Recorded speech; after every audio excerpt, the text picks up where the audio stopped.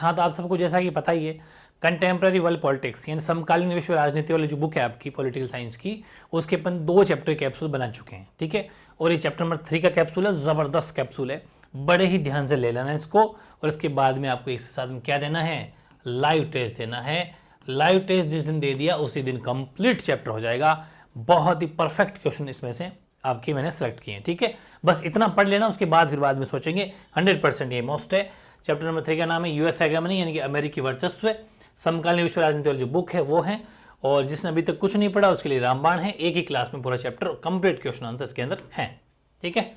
Operation, अब कुछ question select किए मैंने, जितने भी ऑपरेशन है 101% इंपॉर्टेंट है। पहली बार बात करते हैं ऑपरेशन डेजर्ट स्टॉर्म की। ये अलग अलग तरीके से पूछा गया है कि ऑपरेशन डेजर्ट स्टॉर्म क्या है, ऑपरेशन डेजर्ट स्टॉर्म का प्रमुख उद्देश्य क्या था, या फिर ऑपरेशन डेजर्ट स्टॉर्म इराक के विरुद्ध क्यों लड़ा गया। सारी बातें एक ही है। आपको हेडिंग इतना से समझ लें, ऑपरेशन डेजर्ट स्टॉर्म अगर आ जाए तो हम आंसर क्या लिखेंगे, ये लिखना है कि संयुक्त राज्य अमेरिका के नेतृत्व में 34 देशों की मिलीजुली सेनाओं द्वारा सन 1991 में कुवैत को मुक्त कराने के लिए इराक के विरुद्ध छेड़ा गया सैनिक अभियान ऑपरेशन डेजर्ट स्टॉर्म के नाम से जाना जाता है। और यह अभियान सफल भी रहा था। The combined military action of 34 countries led by the USA against Iraq to liberate Kuwait from Iraq occupation is called Operation Desert Storm. This campaign was successful भी रहा था। नेक्स्ट क्वेश्चन, छोटे छोटे क्वेश्चन है, लघुतात्मक प्रश्न, शॉर्ट आंसर। प्रथम खाड़ी युद्ध को कंप्यूटर युद्ध क्यों कहा जाता है। प्रथम खाड़ी युद्ध को, या फिर ऐसा भी आ सकता है अथवा, ये अथवा है, अथवा प्रथम खाड़ी युद्ध को वीडियो गेम वार क्यों कहा जाता है। Why is the first Gulf War called a computer war, या फिर इसको वीडियो गेम वॉर क्यों कहा जाता है। देखो कि प्रथम जो गल्फ वॉर था, फर्स्ट प्रथम खाड़ी जो युद्ध था, वो संयुक्त राज्य अमेरिका ने बहुत ही उच्च तकनीक के स्मार्ट बमों का प्रयोग किया था इसके अंदर, इसलिए इसे कुछ पर्यवेक्षकों ने कंप्यूटर युद्ध की संज्ञा दे दी थी, इसलिए, ठीक है। और इस युद्ध का विभिन्न देशों के टेलीविजन पर व्यापक प्रसार भी हुआ था, इसलिए इसको वीडियो गेम वॉर भी कहा जाता है, ठीक है। The USA used very high technology smart bombs in first Gulf War, and some observer called it computer war. This war was widely telecast on television for viewers across the world, so hence it is called video game war. तो जबरदस्त answer, जबरदस्त question. Next, operation, ये जितने भी operation है continue चलाएंगे अपन। Operation infinite reach, operation infinite reach का मतलब क्या है, तो ये अमेरिकी राष्ट्रपति बिल क्लिंटन ने 1998 में नैरोबी जो कि केन्या के अंदर पड़ता है, तथा दार इस्लाम जो कि तंजानिया में इनके स्थित अपने दूतावासों पर आतंकवादी संगठन अलकायदा ने इनकी, ये अमेरिका के दोनों दूतावास है, मैंने आपको चैप्टर में बताया भी था। अमेरिकी राष्ट्रपति थे उस टाइम बिल क्लिंटन। बात कब की है, 1998 की है। और कौन सी इनके कहाँ कहाँ पर दूतावास थे, तो एक तो था नैरोबी केन्या के अंदर, ठीक है, और दूसरा दार इस्लाम तंजानिया के अंदर। इन दोनों जगह जो यूएस के मतलब वहाँ पर राजदूत थे, एम्बेसडर रहते थे, एम्बेसडर थे उनके, दूतावास थे, वहाँ पर आतंकवादी संगठन जो भी कौन, अलकायदा ने हमला कर दिया, अटैक कर दिया था। इसके कारण, हमला करने के कारण सूडान में अफगानिस्तान स्थित अलकायदा के ठिकानों पर कई बार क्रूज मिसाइलों से हमला करवाया गया, जिसे ऑपरेशन इनफिनिट रीच के नाम से जाना जाता है। ये याद कर लेना, that is in 1995 US president Bill Clinton ordered military strikes on Al Qaeda bases in Sudan and Afghanistan using cruise missiles. और in relations to terrorist attack on US embassies in Nairobi जो केन्या में है और दार इस्लाम जो कि तंजानिया में है। This military operation was condemned operation infinite reach के नाम से जाना जाता है, ठीक है। Next, operation Iraqi Freedom. Operation Iraqi freedom क्या है, 19 मार्च 2003 को अमेरिका की अगुवाई वाले कोलिशन ऑफ विलिंग्स में 40 से अधिक देशों ने सम्मिलित होकर सामूहिक संहार के हथियार बनाने से रोकने के लिए इराक पर हमला किया, जिसे ऑपरेशन इराकी फ्रीडम कहा जाता है। और 19 March 2003 more than 40 countries join the coalition of the willing led by America and attacked Iraq in order to prevent it from manufacturing weapons of mass destruction. This military operation was condemned Operation Iraqi Freedom. Operation Enduring Freedom, तो Operation Enduring Freedom क्या है कि संयुक्त राज्य America द्वारा छेड़े गए आतंकवाद के लिए विश्वव्यापी युद्ध में ऑपरेशन एंड्यूरिंग फ्रीडम का निशाना अलकायदा तथा अफगानिस्तान का तालिबान शासन था, जिन्होंने 9/11 की घटना को अंजाम दिया था। अतः संयुक्त राज्य अमेरिका ने इसे समाप्त करने के लिए ऑपरेशन एंड्यूरिंग फ्रीडम चलाया, ठीक है। और इसके लिए जो जो डाउटफुल लोग थे उनकी गिरफ्तारियां भी करी। In America's world wide war against terrorism its Primary targets will Al-Qaeda and Taliban rule in Afghanistan, who had prepared in 9/11 terrorist attack on America. Thus, America carried out the military operation, condemned operation Enduring Freedom to destroy and disable these terror groups. उनको खत्म करने के लिए. फिर next है bad wagon रणनीति. Bad wagon रणनीति का मतलब बहुत इंपॉर्टेंट क्वेश्चन, ध्यान से पढ़ो पहले. बैड वैगन की रणनीति से आप क्या समझते हैं, या फिर अपने को छुपा लो की रणनीति से किस हिसाब से अलग है, अथवा बैड वैगन रणनीति क्या है, स्पष्ट कीजिए. मेरी बात सुन लो, ये जो क्वेश्चन है इसमें दो क्वेश्चन छुपे हुए हैं. एक बैड वैगन रणनीति, दूसरा अपने को छुपा लो. दोनों मैंने एक साथ लिख दिए, बड़ी ध्यान से समझना. पहले अपन बात कर रहे हैं बैड वैगन रणनीति, यानी कि बैड वैगन स्ट्रैटेजी. इसका मीनिंग देखेंगे अपन, इसका आशय हेडिंग लगा लो, बैड वैगन रणनीति से आशय, meaning of bad wagon strategy. Answer, किसी देश को सबसे ताकतवर देश के विरुद्ध रणनीति बनाने के स्थान पर उसके वर्चस्व तंत्र में रहते हुए अवसरों का लाभ उठाने की रणनीति को ही बैड वैगन की रणनीति कहते हैं.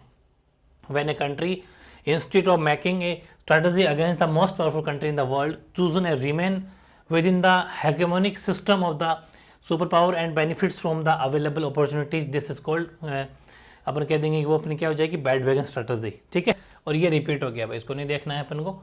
इसके बाद नेक्स्ट देखो, ये यहाँ वाली चीज़ है, ये जो नॉट अगेंस्ट था ना, वही वहीं पर रिपीट हो गया, उसको नहीं देखना. फिर है बैड वैगन की रणनीति अमेरिका. अभी कंटिन्यू भी पूरा नहीं हुआ है, ठीक है, वो सिर्फ मीनिंग समझा था, अपने आशय समझा था. 1 मार्क्स में आए तो लिख देना, लेकिन पूरा तो आपको पूरा लिखना पड़ेगा. कि बैड वैगन की रणनीति अमेरिकी वर्चस्व से संबंधित है. विश्व के रणनीतिकार, मैंने कहा था ना, ये वही है कि अमेरिका बहुत बड़ी सुपर पावर है, तो उससे अपन ऐसा डायरेक्ट लड़ तो सकते नहीं है. तो एक ये उसकी जो भी है उसके साथ मिलकर काम करो, वो है ये. ठीक है, जो भी राजनीतिकार के लिए सदैव ये एक जटिल प्रश्न रहा है कि अमेरिका के वर्चस्व से कैसे बचा जाए. कुछ रणनीतिकारों का तर्क है, कुछ जो भी राजनीतिकार जो उनका तर्क ये है कि अमेरिका से संघर्ष करने की अपेक्षा उसके वर्चस्व में रहते हुए अधिक से अधिक लाभ उठाना चाहिए. एक ही फायदा है. ठीक है, यानी कि छोटे बाप के बन जाओ. उदाहरण के लिए, एक देश की आर्थिक वृद्धि दर को ऊंचा करने के लिए व्यापार को बढ़ाना है तो उनसे हेल्प ले लो. प्रौद्योगिक हस्तांतरण व निवेश बहुत जरूरी है, और ये सब अमेरिका के साथ रहकर ही आसानी से पूरा हो सकता है. उसके खिलाफ जाने से काम नहीं होगा. ठीक, क्योंकि बहुत सुपर पावर है भाई, और न कि उसका विरोध करने से. ठीक है, तो ऐसे में सुझाव दिया जाता है कि सबसे शक्तिशाली देश के विरुद्ध जानने की अपेक्षा उसके वर्चस्व में रहते हुए अवसरों का लाभ उठाना चाहिए. लाभ उठाना ही कहीं उचित रणनीति है. इसे ही बैड वैगन अथवा जैसी बहे बयार पीठ तैसी कीजिए. ठीक है, जैसी बयार बहे वैसी पीठ करनी चाहिए. ठीक है, तो ये है. ऐसा कैसा क्वेश्चन में आ सकता है, इसी को ऐसा बैड वैगन को इस नाम से भी जाना जाता है. ठीक है ना, तो ध्यान रखना कि रणनीति के नाम से भी जाना जाता है, तो कंफ्यूज मत होना कि जैसी बहे बयार पीठ तैसी कीजिए ये या फिर बैड वैगन, बात एक ही है. ठीक है, तो ये इंग्लिश में लिखा हुआ है कि bandwagon strategy related to American hegemony. It has always been a complex issue for global strategy on how to secure their country from American hegemony, और some strategists believe it is products exist under American hegemony and benefit the maximum, यानी उनके साथ में रहने से फायदा है. और instead of standing against it, तो इन अपोजिशन में जाने के बजाय उनके साथ बनाना ज़्यादा फायदा रहेगा. For example, for a country in increase its economic growth rate, तो it is necessary to increase trade, obtain advance technology and foreign investment. उन सब के लिए अमेरिका बेस्ट है. और all this can be easily done by operating with America, not by opposing it. ठीक है, विरोधी जाने के बाद में काम नहीं होगा, बेटर साथ में मिल जाओ. Thus it is suggested to run with the flow and accept the hegemony of a powerful country to derive the benefit of opportunities instead of standing against it. Thus, bad waiting strategy is going with the wind, not against it. ठीक है, उसके साथ में रहना better है. यही तो है कि going with the wind, not against जाने से बेटर है कि उसके साथ में लिया जाए. और इंग्लिश मीडियम वाले भी इसी लाइन को लिख सकते हैं, हिंदी में भी कोई फर्क नहीं पड़ता, अच्छे मार्क्स मिलते हैं. इसमें छोटी मोटी कहावत या जो लाइन होती है ना, उसमें मार्क्स नहीं करते. ठीक है, अब लास्ट में जो अपन एक और पढ़ा था ना, अपने को छुपा लो, ये भी ये आंसर ये अपने को छुपा लो है. तो अपने को छुपा लो की रणनीति बैड वैगन की रणनीति से भिन्न है. क्वेश्चन डिमांड है ना कि अलग क्यों है, डिफरेंट क्यों है. तो on the other hand, hide yourself strategy is different from bad wagon strategy. In that कैसे कि छुपाले की नीति के तहत एक देश अपने आप को इस प्रकार छुपा लेता है कि वे अमेरिका की नज़रों में न चढ़ पाए, ताकि वे उसके बेवजह क्रोध से बचा रहे. और ये रणनीति छोटे देशों के लिए संगत व आकर्षक हो सकती है. छोटे देश ऐसा कर सकते हैं, वो लुके छुपे रह सकते हैं कि ठीक है उसके सामने मत आओ, अपने आप नज़र में नहीं आएंगे तो फिर अपने आप बच जाएंगे. ठीक है, ये. और छोटे देश अमेरिका से अपने आप को अलग रखकर उसके अनावश्यक क्रोध से बच सकते हैं तथा अपनी स्वतंत्र विदेश नीति का निर्माण कर सकते हैं. परंतु छुपा ले कि ये नीति बड़े देशों के लिए कामयाब नहीं हो सकती. यानी कि a country makes itself invisible in such a way that it does not attract America's attention. The strategy can be relevant and desirable for small countries that can keep themselves isolated from America and avoid attracting of unnecessary displeasure, ठीक है, of the superpower. So while forming their own independent foreign policy, however, hide yourself policy does not work to large countries. बड़े देशों के लिए ये policy काम की नहीं है. तो ये बहुत इंपॉर्टेंट क्वेश्चन है. बैड वेगन रणनीति, ठीक है, और दूसरी अपने को छुपा लो. दोनों अच्छे से पढ़ लेना, 100% मोस्ट है. फिर एक क्वेश्चन और है कि वर्तमान विश्व में संयुक्त राज्य अमेरिका के प्रभुत्व का क्या आशय है. अमेरिका के प्रभुत्व की कौन कौन सी दो बाधाएं हैं. पहली बात तो है कि अमेरिकी जो वर्चस्व है, जो अमेरिकन हेगेमनी है, वो अपन ने पढ़ लिया. लेकिन अमेरिका के लिए भी दो कंस्ट्रेंट्स हैं, दो प्रॉब्लम्स है, दो हर्डल्स है, दो बाधाएं हैं कि वो अपने आप को नंबर 1 रखने के लिए कुछ प्रॉब्लम इसके आगे जाके हो सकती है. वो मैंने आपको बहुत ज़बरदस्त तरीके से चैप्टर में पढ़ा रखा है. तो इसका आंसर देखो कि वर्तमान विश्व में संयुक्त राज्य अमेरिका के प्रभुत्व का अर्थ ये है कि अमेरिका आज विश्व का सर्वाधिक शक्तिशाली देश है जिसका संपूर्ण विश्व में प्रभाव है. अमेरिका की इच्छा अनुसार ही विश्व रणनीति में निर्णय लिए जाते हैं एवं यदि कोई देश अमेरिका की इच्छा अनुसार कार्य नहीं करता है तो अमेरिका उस पर कई प्रकार के प्रतिबंध लगा देता है, ठीक है. इसके अतिरिक्त वह सैन्य बल का प्रयोग भी करता है और वर्तमान विश्व में अमेरिका के प्रभुत्व के रास्ते में कुछ बाधाएं भी है. ये तो अमेरिका की बात पढ़ ली अपन कि यूएसए, जो भी यूएसए टकराएगा वो हमेशा उसके कुछ प्रॉब्लम्स खड़ी कर देगा. लेकिन खुद को नंबर 1 बनने के लिए भी इसके सामने दो बाधाएं हैं, दो अवरोध हैं.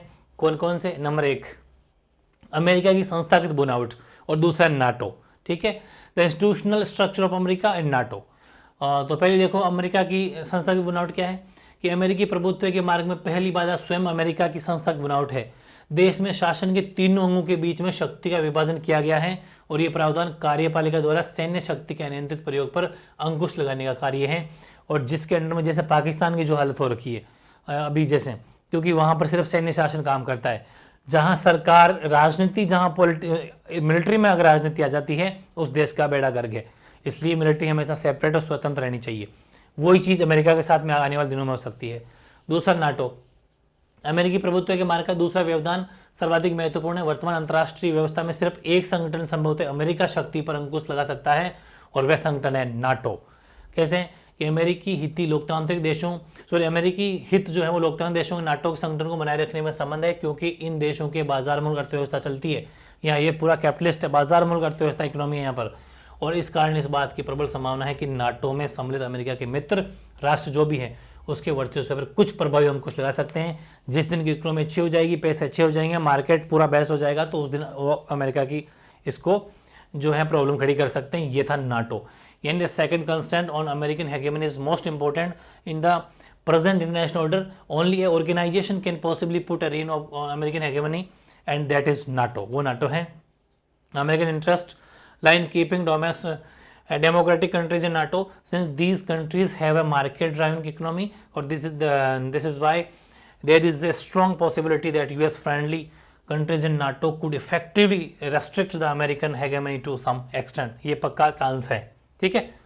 और फिर एक लास्ट क्वेश्चन हो रहा है आज का, वो ये कि अमेरिकी वर्चस्व की सैन्य शक्ति जो है, ये 2 बार आया भी क्वेश्चन है कि जो सैन्य शक्ति है उस पर संक्षिप्त व्याख्या कीजिए, या फिर आज कोई भी देश अमेरिकी सैन्य शक्ति की तुलना के बराबर नहीं है, इसके पक्ष में 4 तर्क दीजिए, ठीक है. Explain American hegemony in the form of military power in brief, या फिर today no country can stand in comparison to American military power, give 4 arguments in favour of this statement. Answer देखो कि आपको पता ही है ना, अमेरिका वाली बात मैंने बता रही कि सेना वाली. तो सैन्य शक्ति के रूप में अमेरिकी वर्चस्व के निम्न बिंदु इस तो खैर पॉइंट है. पहला, वर्तमान में अमेरिका अपनी सैन्य क्षमता के बलबूते संपूर्ण विश्व में कहीं भी निशाना साधने में सक्षम है. अमेरिकी क्षमता एकदम सही समय में सटीक एवं अचूक घातक वार करने की मतलब हिम्मत है उनमें करने की है. उनकी जो क्षमता वो घातक वार करने की है, और अपनी सेना को युद्ध भूमि से अधिकतम दूरी पर सुरक्षित रखकर अमेरिका अपने शत्रु को उसी के घर में अपाहिज बना सकता है, मतलब उसको मार सकता है, कमजोर कर सकता है. At present America can strike any location in the world due to its military capability. The American capability lies in its power to strike at the right time and with an accurate precious, ठीक है. और keeping its own army at maximum distance from the battle front, it can disable its जो है इसके enemy in their own territory, मतलब उसके दुश्मन के उसके घर में उसको अपाइज कर सकता है, मार सकता है, कमजोर कर सकता है. सेकंड, अमेरिका वार्षिक बजट का एक बड़ा हिस्सा सेना पर खर्च करता है और इसका सेना बजट विश्व के 12 शक्तिशाली देश एक साथ मिलकर भी वे नहीं कर सकते, उतना ही अकेला करता है। ठीक है, American spend a large part of his annual budget on its defence forces, even other 12 most powerful countries of the world together can not match its defence budget. तो सीधी सी बात है, क्यों नहीं शक्तिशाली होगी भाई आर्मी, जब इतना बजट उसके ऊपर खर्च किया जा रहा है। बजट मतलब उसको ट्रेंड किया जा रहा है, उसको टेक्निकल हथियार अवेलेबल करवाए जा रहे हैं, इस वजह से। तीसरा, पेंटागन अपने बजट का एक बड़ा भाग रक्षा अनुसंधान एवं विकास अर्थात प्रौद्योगिकी उच्चकरण पर व्यय करता है। ठीक है, और अमेरिकी सैन्य प्रौद्योगिकी दुनिया के शेष सभी देशों से अत्यधिक उत्कृष्ट तथा उन्नत है, ये भी सबसे बेस्ट भी है। Pentagon spends a large part of its budget on defence research and development, that is on upgradation of technology, और American military technology is far more advanced and अपन बोल सकते हैं sophisticated than that of all other countries. ठीक है, तो ये simple सा एक छोटा सा कैप्सूल है, सिलेक्टेड क्वेश्चन है, ढंग से पढ़ लेना। बस एक छोटी सी शर्त रहेगी, ये तभी कार्य करेगा जब आप इसके साथ में लाइव टेस्ट भी देंगे, और ज़बरदस्त होगा लाइव टेस्ट, ज़बरदस्त। ठीक है, लाइव टेस्ट डाल चुका हूँ इसका, लेकिन जब एक साथ और लूँगा आपकी इसी जो 15 को है उसका टाइम बता दें कब होगा। पूरी बुक जो आ रही है कंप्लीट 1 to 5 चैप्टर ज़बरदस्त तरीके से तैयारी कर लेना, बहुत टॉप लेवल का टेस्ट होगा, काफ़ी बड़ा भी टेस्ट होगा। ठीक है, तो आई थिंक आपके कैप्सूल बहुत उपयोगी होंगे, काफ़ी यूजफुल होंगे। इसका मतलब कहते हैं भरपूर इसका बेनिफिट आपको लेना है। हर टॉपिक के हर चैप्टर के कैप्सूल बनाऊंगा, बस उनको पढ़ लेना भी, उसके बाद में कुछ और सोचेंगे। ज़बरदस्त तरीके से मैं जो प्लानिंग कर रहा हूँ उसका बेनिफिट आपको लेना है, वैसा का वैसा आपको करना है। ठीक है।